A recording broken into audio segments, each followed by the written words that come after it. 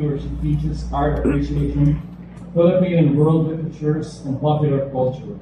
A former writing fellow for film studies at the Bienvenido and Santos Creative Writing Center, she also served as assistant editor for the film volume of the CCP Encyclopedia of Philippine Arts. She is a respected voice in film criticism and a proud member of the Manunuri ng Pelikulang Pilipino. Please join me in welcoming Dr. Frances Samuel. Thank you, Sir Danny.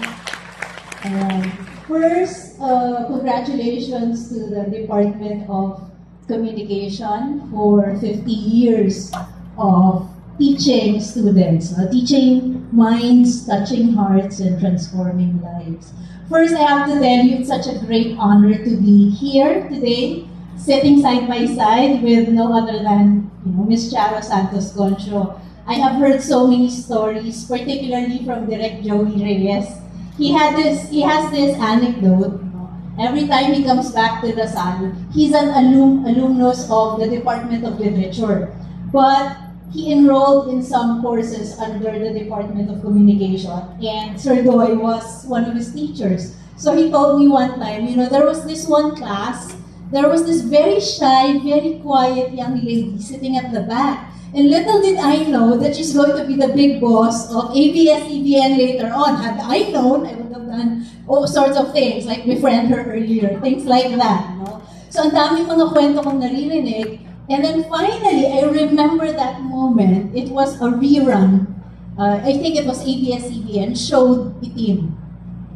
And that was the very first Mike De Leon film I watched, and it really stayed with me. And then later on, I learned that it was Miss Charo's first film, and she won the Asian Best Actress Award. Yes. So hindi mo pa napapanood, you have to watch it. I'm going to flex something. This is All the Hauntsby Hours. It's a Blu-ray collection of the best horror movies of all time from all over the world. And the only Filipino film to make this list is Itim. So she signed it earlier for me. So this is Itim. And I'm also very proud to be part of the team. I did the behind-the-scenes featurette and also Sir Doy. So this is a very memorable film for me. So the keynote that you offered us earlier talked about responsibility, truth, and legacy. But let's go back to that start, the start of your career, which was Itim. How was it like? I really want to know more about Itim, the behind-the-scenes stories, how you got the work, the job, and how was it like winning finally the Asian Best Actress Award? When I was young, my mother would always make me join some beauty contests, pero walang bathing suit. Very conservative. And after graduation from St. Paul's, I was invited to join the Barron Travel Girl. So it was a personality pageant, and I won it. The late Lina Broca happened to be watching the pageant. I don't know where he got my number, but the following morning, tinawagan niya ako, sabi niya, "Hi, this is Lina Broca, you don't know me." Sino bang hindi nakakit? Thesis ko yung Maynila sa Kuko ng Liwanag eh. And Lina Broca even came to St. Paul University to be able to talk about the film. So, sabi niya, I have a friend, Mike De Leon. He was my cinematographer in Manila sa Kuko ng Liwanag. He's looking for a fresh face to play the female lead role. Would you like to audition? Ayaw ng tatay ko. No one can enter the movies, ganyan. Sabi ko sa tatay ko, Dad, audition lang naman, hindi naman ibig sabihin, pag nag-audition ka, ako na ikaw na yung matatanggap. I just want to go for the experience. So to make a long story short, my mother was able to convince him. I went to LBN for the auditions. After nagbinigay na role sa akin, audition piece ko, social na socialite who was going through some problems with her boyfriend, parang ganon, the scene. Yung social, yung marunong mag-wine, marunong mag-sigarilyo, parang ganon yung eksena. hindi naman ako umiinom na probinsyana eh. Yung pala, Mike was really looking for a simple woman to portray the role of Teresa. Because Teresa in Itik was a simple provincial lass. Yeah, so sabi na, okay, di ka naman pala maarte. Sige, ikaw na. And she was to play the role of Teresa. So, that was how it started. And everything was intuitive. I didn't go for work. I mean, there were no workshops then. Wala namang mga workshops ng araw eh. You looked so natural for the part, and I was wondering how did you prepare for the role of Kasi nga siguro I didn't to act. Because it's so complex a character being haunted by the sister, the Yes. best sister, and the oppressive mother. I was just, I just became the character. I understood her motivations, the reasons for her behavior. Di ba yung inaral ko lang what drove her in her behavior. Yung inaral ko lang. Pero, You worked with such a great cast, no? Mario Montenegro, Yes. Tommy Abuel, Abuel. and then even later on, another great Mike De Leon film, si Dadong, si Tatay Dadong, Yes. sa Kisap Mata. with a very excellent. That was a Vic brilliant cast with Charo, with you, with Chanito Solis, J.D. Lagan. Ruben Rus. You swept the awards that year Yes. for the Metro Manila Film Yes. Festival. Ako lang ang hindi nanalo nun. But you know, every time I watch that film, feeling ko kailangan mag-shower kasi nakakatakot si Vic Silagan. Parang, and how did you manage to bring that character to life? No, because that is a totally different character from the character of Teresa. And of course, the very, serious themes of incest. Incest. Yeah. Well, she's a very controlled, repressed daughter. So, I guess iniintindi ko lang, inaaral ko kung ano yung requirements ng character in the context of the scenes and the narrative. And then Mike De Leon was really very helpful, and you're surrounded with great professionals. You really have to step up to the plate. And I also like to add that that was my first live production, Kisap Mata. That was my first foray into live production. I knew in my heart I wanted to do something more than acting.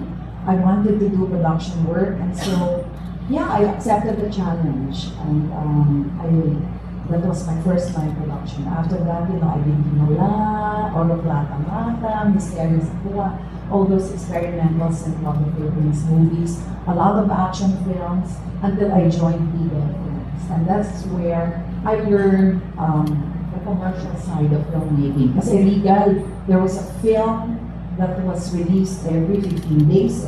So, talagang factory, commercial filmmaking. And I'm very lucky because I was able to combine siguro the art of independent cinema and the magic of commercial filmmaking. And that's what I brought with me when I moved to ABS. I see it even up to now, that kind of tight balance that you do, balancing commercial and this independent spirit. Recently, of course, you did a film with Ding Dong, right? But a few years ago, there was a film that you did about the typhoon. Kung magupay Yes. panahon. So of course, that's the independent spirit in you. So how do you manage that? Like, I don't know. Maybe as a performer, I'm drawn to independent cinema. My roots really, my beginnings are independent cinema, diba? With Mike De Leon. So, after I retired from ABS-CBN and I went back to acting, the first film I did was Love DSS, Ang Babaeng Wonder. It was independent cinema. When some of my friends in the business were telling me, no, you should go the commercial path. Oo, mainstream ka na dapat box office. Hindi eh. Yung puso ko ang hinanap, independent cinema. Yeah. But if you ask me but if I were to do something for a businessman, for a producer, di ba? Parang there's funding that goes into a project, I would deliver a commercial film. you know how to do that side as well. Kasi, di ba? hindi ko pera yan, may tumataya. Di ba? Yeah. Gusto mong ibalik yung pera para magtuloy-tuloy yung production. Parang ganyan. So it's a balance. I have the best of both worlds. What can I say? Yeah. And even with Maalala Mo Kaya, right? With its success and even critical acclaim for television, I'm curious, was there ever, if for those young students who may not be familiar with Maalala Mo Kaya, the format is there's a letter sender and Ate Charo reads the letter and then there's a dramatization. Was there ever a letter, a story that really made an impact on you, even up to now, you can recall it? Oh, a lot of stories in Alaala Mo Kaya made an impact on me, no?